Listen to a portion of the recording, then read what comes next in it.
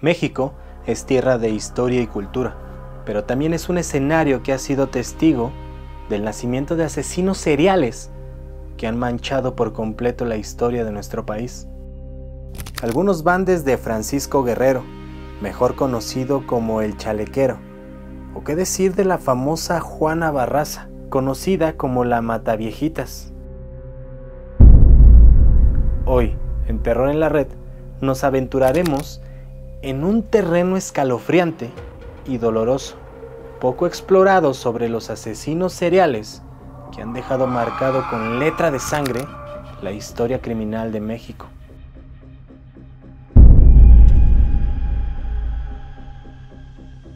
Aclaro, antes de sumergirnos en estos escalofriantes relatos, recordaremos que detrás de estos trágicos eventos hay víctimas y familias afectadas. Abordaremos este tema con respeto y sensibilidad. Abriremos este conteo con Francisco Guerrero, o mejor conocido como el Chalequero.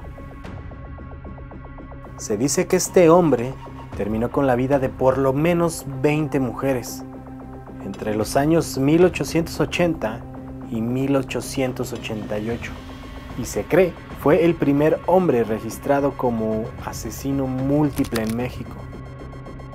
Según los registros históricos, en aquella época este hombre trabajaba como zapatero en la Ciudad de México y actuaba con normalidad ante sus víctimas. Las personas cercanas a él sabían a qué se dedicaba y cómo trataba a las mujeres, pero nadie hacía nada por miedo a que les hiciera algo.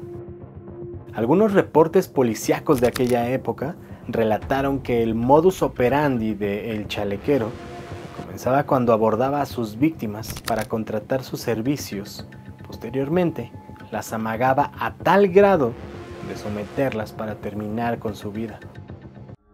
Lo raro de sus atrocidades es que si su víctima en curso era de su agrado, no la mataba, pero sí la obligaba a trabajar para él. Lo que no se sabe es que en algunos casos, Francisco desfiguraba la cara de sus víctimas a tal grado de que no fueran reconocibles por las autoridades.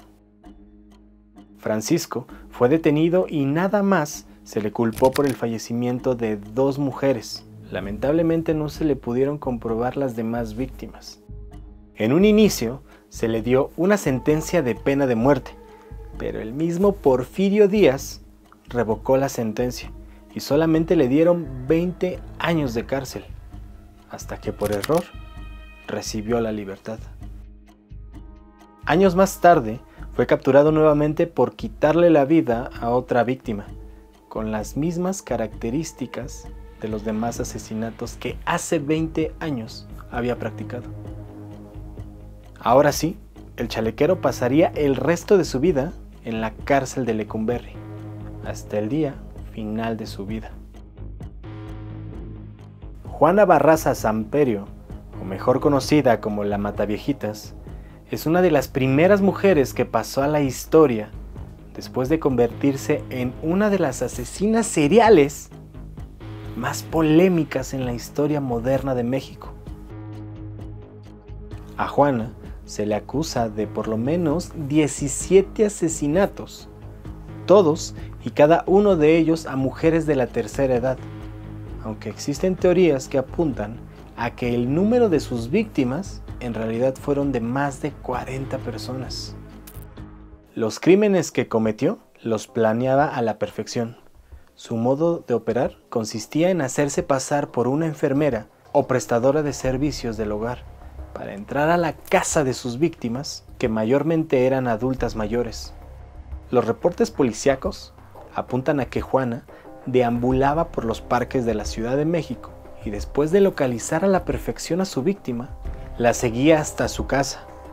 Ojo, estas víctimas tenían que vivir en avenidas principales y sus vías de escape tenían que ir en flujo contrario a los autos para salir corriendo fácilmente si es que alguien la descubría.